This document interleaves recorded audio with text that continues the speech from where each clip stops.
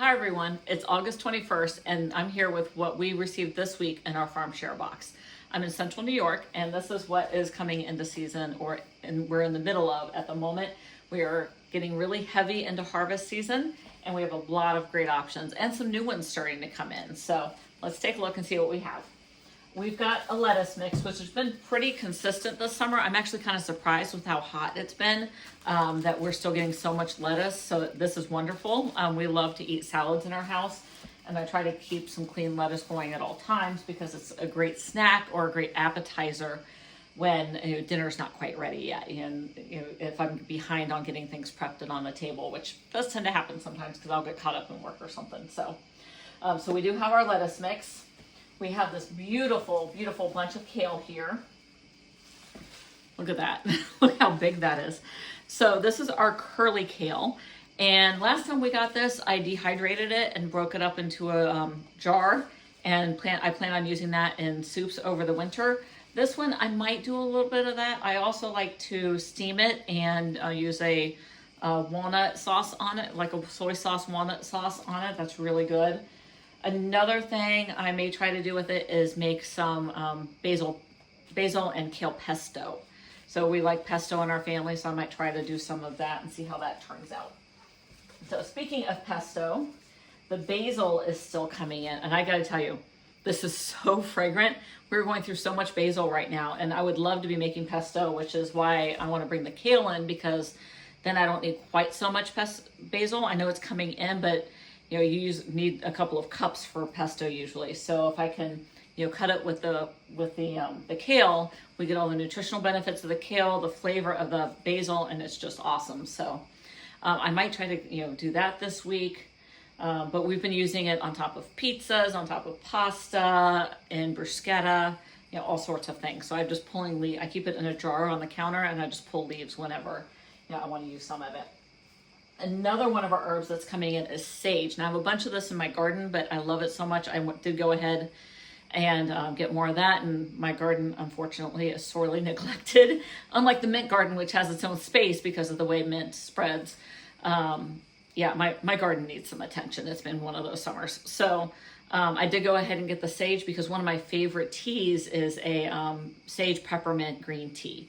So I do plan on, getting back into the habit of drinking some of that every day. It's great. There's so many antioxidants in it that help keep you healthy and also energized throughout the day. Just be sipping on that lightly caffeinated green tea.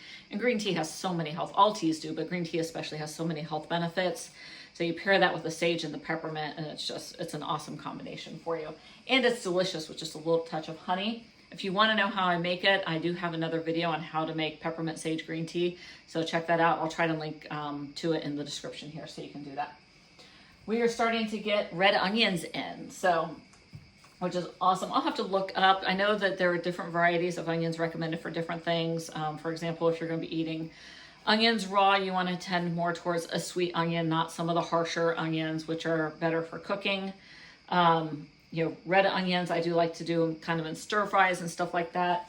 I'm also really bad about just, if I need an onion, I grab an onion. So it's not always the best onion for the job, but sometimes, what you have on hand is what you have on hand. So we have more eggplant this week. We have not quite as many as last week, so I'm wondering if we're winding down a bit. I did spend my week, and I still have vegetables from last week. If you watched last week's video, I got a double box, and it was kind of crazy. With last week's eggplant, I made eggplant meatballs. They're in the freezer. I also have breaded eggplant cutlets that we can do schnitzel or eggplant parm with. So these I'm thinking about roasting and turning into baba ganoush. That's one of our favorite snacking dips or appetizers. So I absolutely love baba ganoush. That's probably what I'll turn those into, and might freeze a little bit of it, but most likely it'll be eaten fresh. So tomatoes are still coming in. You've got some nice big, these are more of your slicing tomatoes for things like your caprese salads, which I like to do with I'm blanking, polenta, and then pair that with the basil too with some balsamic vinegar. Absolutely outstanding. Also just slice it up on some veggie burgers, or these are a great shape for hollowing out and filling with chickpea salad. And when I do chickpea salad, it's kind of a mock chicken salad or a mock tuna salad, only with chickpeas instead. So that's what those will be great for. I know Simon was looking for some more bruschetta because that's one of his favorites, and I still have some. Sorry, I'm trying to be careful and not bruise my tomatoes. I still have some salsa in the fridge from last week's tomatoes, but we've been all the way through the bruschetta. So I'll probably run out and get some more, probably more like plum tomatoes for some bruschetta to hit one of the local farm stands. But these are beautiful and they'll be great for definitely some appetizer and salad, like I said, salad type dishes. We're still heavy on zucchini season, so you can see all of these here. And actually it was last night that I was staying up late still processing the zucchini from last week. So if you remember, we're not too far past National Zucchini Day and National Leave Zucchini on Your Neighbor's Porch Day. Not doing that. Chris actually Chris requested some more zucchini chips. So dehydrated zucchini chips for dipping in things like the bruschetta or the baba ganoush, something like that, because it's a lot healthier than chips and crackers and stuff like that. So a lot of these will probably be turned into chips for dipping in the air fryer. Last night what I was doing with them, a couple of things I did this past week actually is I made a double batch of chocolate zucchini muffins, only I baked it as a cake. So it's really chocolate zucchini cake that we have, and then I topped it with a chocolate hazelnut spread as a frosting. And so that was a little bit of the zucchini, and then the rest of the zucchini I actually diced and roasted. Some were seasoned with Greek seasoning for Buddha bowls. I may freeze some of that for the future, but we use some in our pasta tonight for dinner, some of that roasted zucchini. And I do have some plain roasted zucchini that I plan on making a roasted zucchini dip with, which is very much like baba ganoush, but made with zucchini instead. So Chris, of course, is now calling it baba gazook. So that's my house. We're starting to get into peppers. So I'm seeing some beautifully colored peppers here. And I just love these shapes. We do bell peppers all the time, but I do kind of like the skinny ones. These are great for filling with things, or even still just dicing up, slicing up, roasting.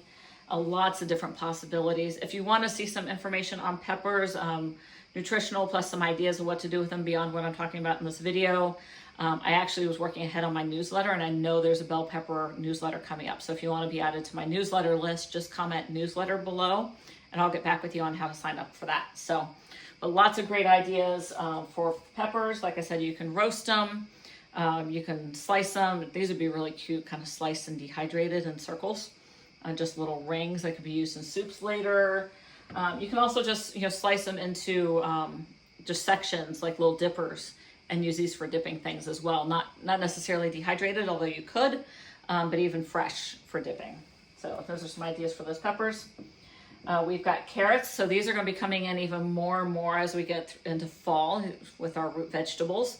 So carrots, lately I've been just slicing and dehydrating those for soups over the winter.